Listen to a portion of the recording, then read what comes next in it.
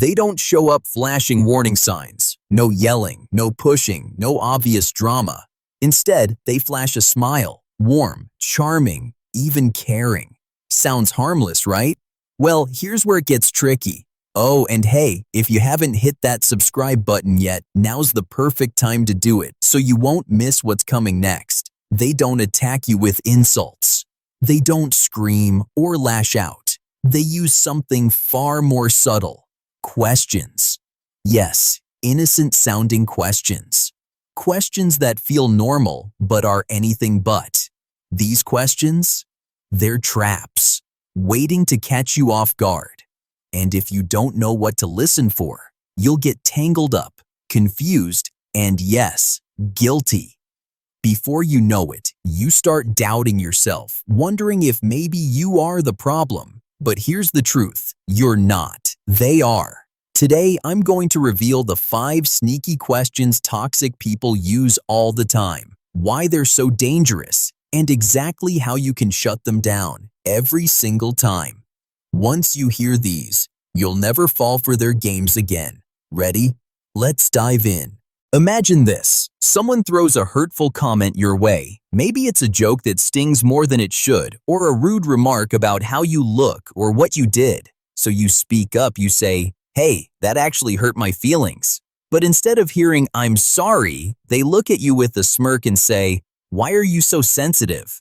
Wait, what just happened? You told them they crossed a line and suddenly you're the problem? Not them, you. This is a classic move, slick and sneaky. They want you to feel guilty for having feelings, like you're too fragile, too emotional, or just overreacting. But here's the hard truth. Your feelings are valid. If something hurts, it hurts. That's normal. That's okay. When someone calls you too sensitive, they're trying to shut you down, to stop you from speaking your truth, to stop you from calling them out. Why does this trick work so well? Because your mind starts to question itself. Am I really that sensitive? Did I overreact? Maybe I just need to toughen up. And just like that, you're no longer focused on what they did wrong. You're doubting yourself, exactly what they want.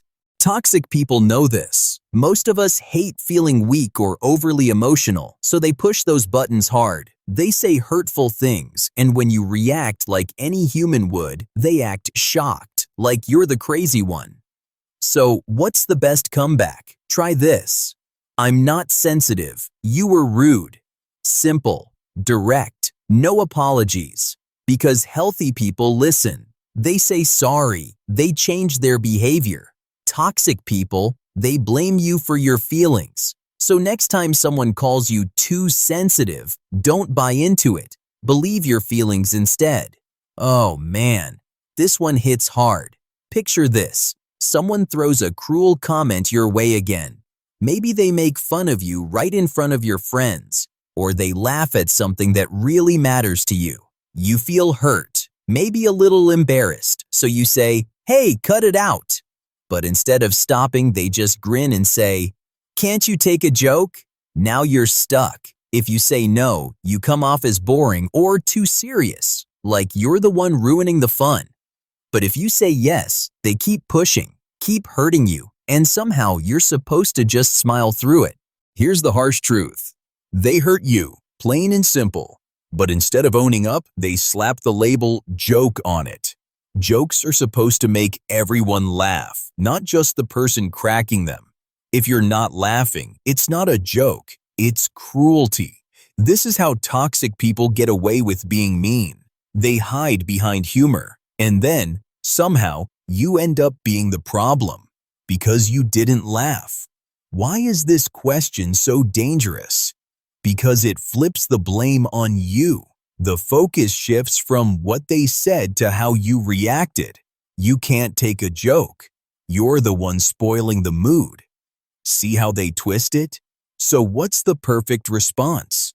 Say this: "Jokes are supposed to be funny. That wasn't." Period. Real friends don't purposely hurt you and then blame you for feeling hurt. Toxic people? They do exactly that. This one's seriously twisted. Imagine you're having a rough day. Maybe something scary happened. You're opening up to someone you trust, trying to share how you feel. And before you even finish, they cut you off with, "Why do you always make everything about yourself?" Hold on. You were just trying to be honest, asking for support, and now, suddenly, you're selfish? This is called deflection, a toxic trick to dodge responsibility and avoid caring.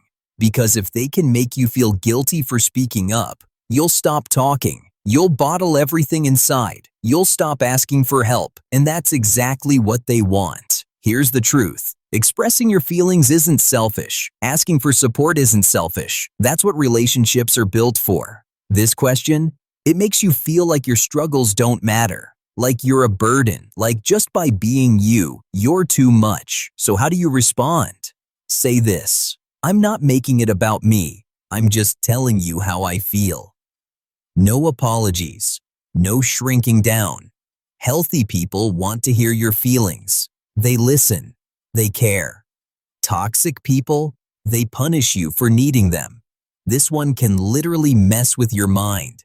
Someone made a promise or said something important. Later, you bring it up and they look at you like, "When did I ever say that?" But you remember it crystal clear. Yet, they act like it never happened, like you're imagining things.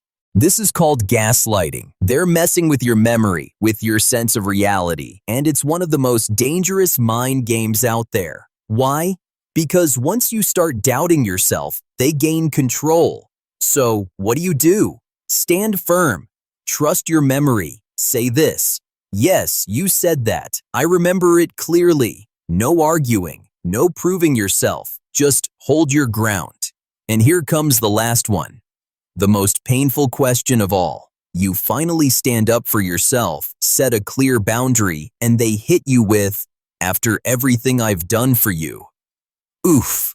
Guilt rushes in. You feel ungrateful. But here's the truth. Real love doesn't keep score. True kindness isn't a weapon. Doing something nice once does not give anyone the right to disrespect you forever. So, what do you say? Try this. "I appreciate what you've done, but that doesn't mean I can't have boundaries." Calm, respectful, but firm. Remember this. Toxic people don't always wear their toxicity on their sleeve. They ask questions. Questions designed to make you doubt yourself. But now, you know better. You know what to listen for and exactly how to respond. So next time you hear one of those questions, pause and ask yourself, are they trying to understand me or just trying to control me? Because that's the difference. You're not the problem. They are.